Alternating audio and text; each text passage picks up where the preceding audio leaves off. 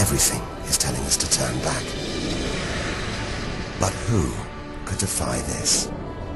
The sun, in all its mesmerizing splendor. Our light, our lives, everything we do is controlled by the sun, depends on it. And more than that, it's the Greek god Helios driving his chariot across the sky.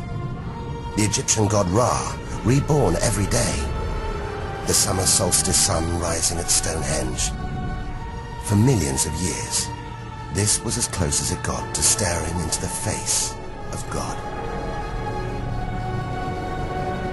150 million kilometers from home, a 20-year journey by plane. Switch it off, and it's so far away, we wouldn't know about it for a whole 8 minutes. It's so big, you could fit 1 million Earths inside it. So heavy, its gravity controls the entire solar system.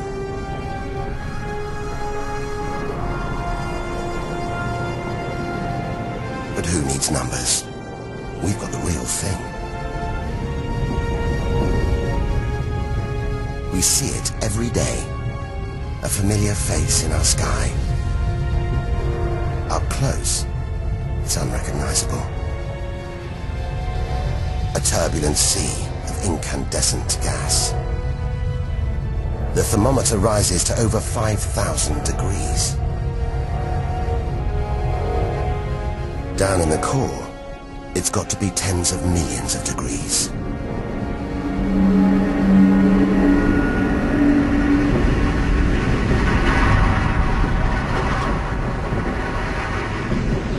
Hot enough to trigger a nuclear reaction, turning millions of tons of matter into energy every second. More than all the energy ever made by mankind.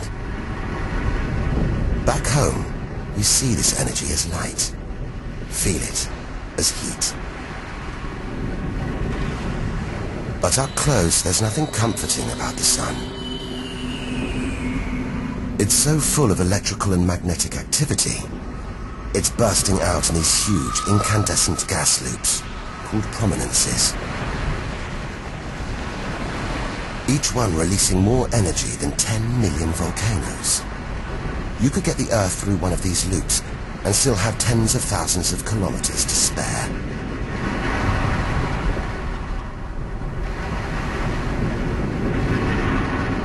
And where they burst through, it's exposing the cooler layers below, making sunspots. They're a fraction cooler than their surroundings. It's why they look black, but they're still hotter than anything on Earth. And they're massive too. Some of these are at least 50,000 kilometers across. A solar flare. A superheated stream of electrified gas blasting deadly radiation out into space. But one day, all this will stop. The sun's fuel will be spent.